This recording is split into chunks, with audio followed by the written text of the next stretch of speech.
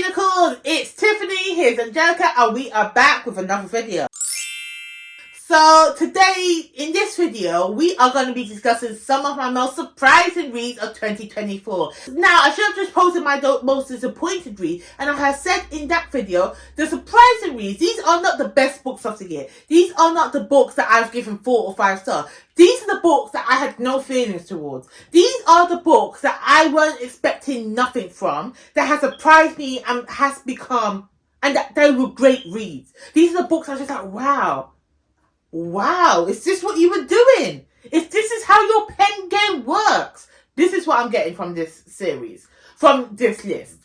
So, without further any ado, let's jump into my most surprising reads of 2024. The first on this list is got to be none other than The Wager. Now, I've already put in The Wager in my list of my best non-fiction reads of the year, so if you want to check out that video, I will have it linked somewhere. But The Wager was a surprising read because I was not expecting to enjoy it. I mean, I heard people say it's a great book, blase, and I was just thinking, what can be so good, what can be so great about a non-fiction book about a shipwreck? Like, it's going to have all this technical jargon, it's going to be talking about the ins and outs of ship life, it's going to be a bit of a bore. That's what I was thinking. Now, I loved me a book about some piracy, but this book had nothing to do with piracy.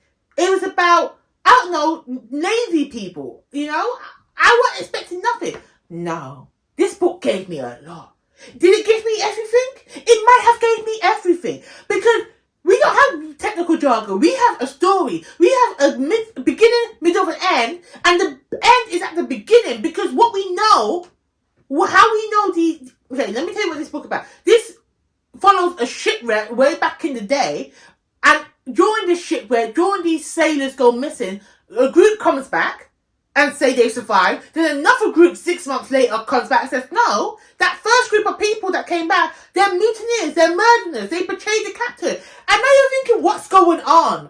And in my head, if I was alive during that time, or if this drama was happening right now, we would all be down sitting with our popcorn, watching this story unfold, because this is drama, baby. This is drama. I loved it. And the non-fiction book read so fluently. It read like a movie. It read like a fiction story. It was great. It was a great read. It surprised me. The next book I have on this is The Leftover Woman. Now, I don't even know why I picked up this book. I don't even know. I think I saw Lily Reed from Lily Reed's from the Lily Reed channel discuss this book. I thought, okay, maybe it sounds a little bit interesting. I wasn't expecting nothing from this book because it's not my usually go-to read. This book was great. This book had a bit of drama in it, and I love the complexities that happen in this book. So this book follows a woman who has ran away from her husband, who she lives in China. She got married when she was in China, and she ran away from her husband because he's been abusive, and she tried to make it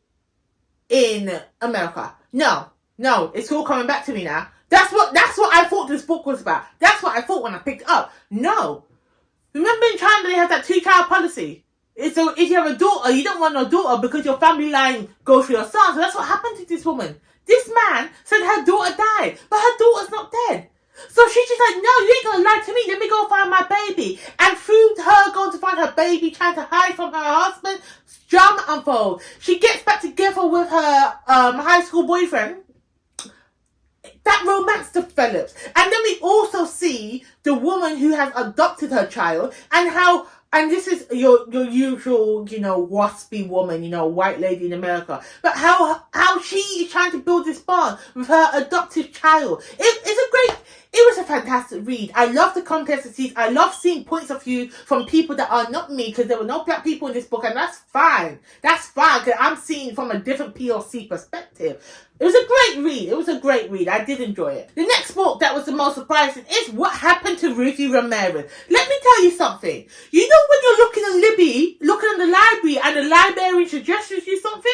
Pick up them books, because this is a library read, baby. I wasn't even gonna pick up this book, but I just wanted something to listen to on one of my journeys, and the library just like, we have this available to read now.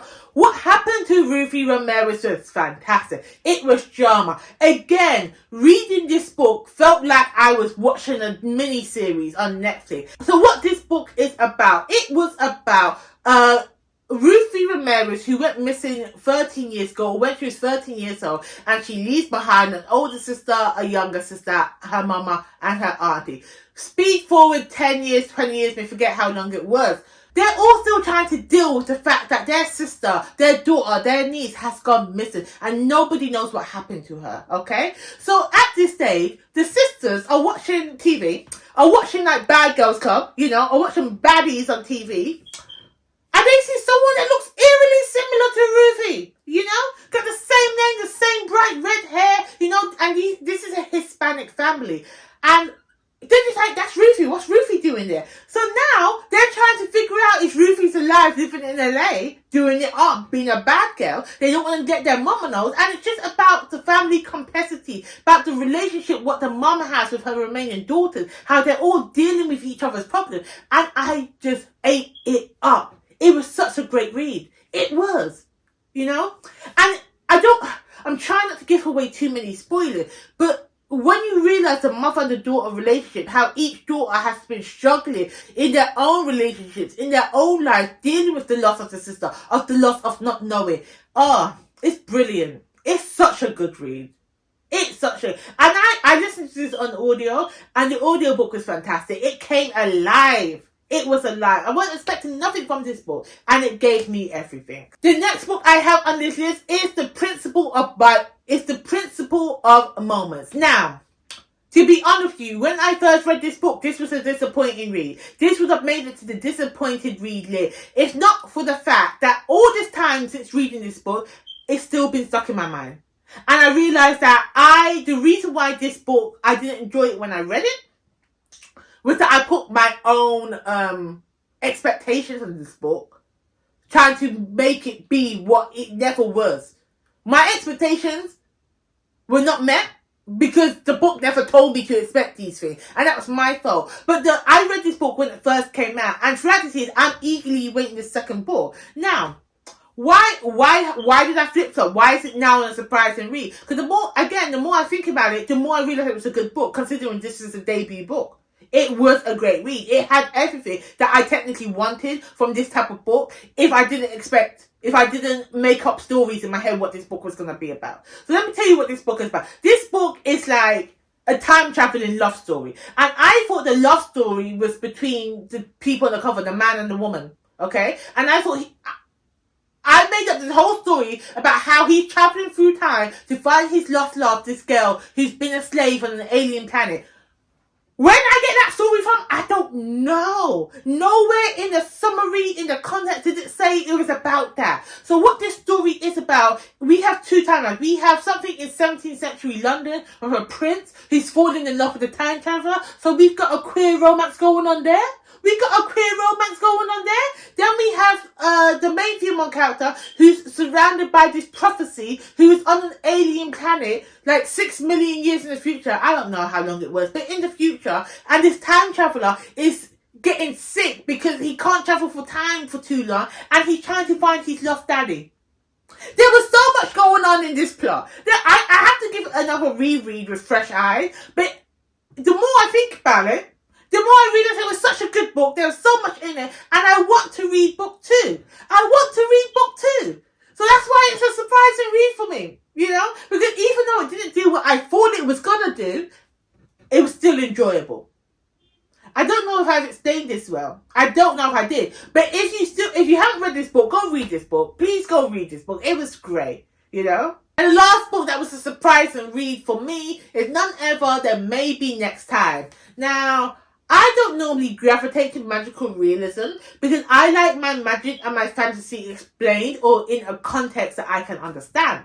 Now, this book is one of those things where it's like a Groundhog Day situation. And they don't really explain to you why this is happening to this woman. They don't really let me know, like, is she got a curse on her family? What's going on? It's just something that happens, you know? And normally I don't like that. But what this book does with it, it was great. It was so refreshing to see. What it deals with is basically this woman, her husband died. They have a massive argument. Her husband died. She grieves him. Then she gets back through time the day of her argument. you know? And she has to relive this over and over again. Now, she's trying to figure out what happened to her marriage. Why has it descended into the stage where she doesn't like her husband? That was great. I love me some marital drama, okay? I love me that. But then on top of that, she has children. She has a daughter that's going through stuff as a teenager. And again, when children are that age, you don't really understand them. You know? So she's trying to figure out what's going on with the child. So every time she goes back in time, she gets little nuggets of information. And then she finally realized how better to help her child. I just loved it. It was so wholesome. It was so sweet. And even though they didn't explain why she was able to go back in time, why this phenomenon was happening to her, it didn't need to. I enjoyed it without it. You know, so this is the first time of me enjoying this type of magical realism book. And so when I read this, I went on to read more books of this nature, and I realized, actually, no, I do like this. I don't need to be explained to. Let's just go along with the get along. So, what book out of this list would I give for my most surprising read? What book made the #1 spot? I would have to say it's the Principal Moments. It has to be the Principal Moments, because that book, I went through every type of emotion reading that book. I was angry, disappointed it wasn't what it was, and then all these months later, I'm like, actually that was a good book. I was surprised that happened, and little nuggets in my mind. I keep remembering little scenes from this book, thinking it's from another book, thinking, oh, what happened? Realizing it's because I'm waiting for book 2. Yeah, but Principal Moment, it's got to be the most surprising read. It's a great book. Great book. Go read it if you haven't. Alright guys, so that is my list of most surprising reads of 2024. Please let me know in the comments below some of your most surprising reads.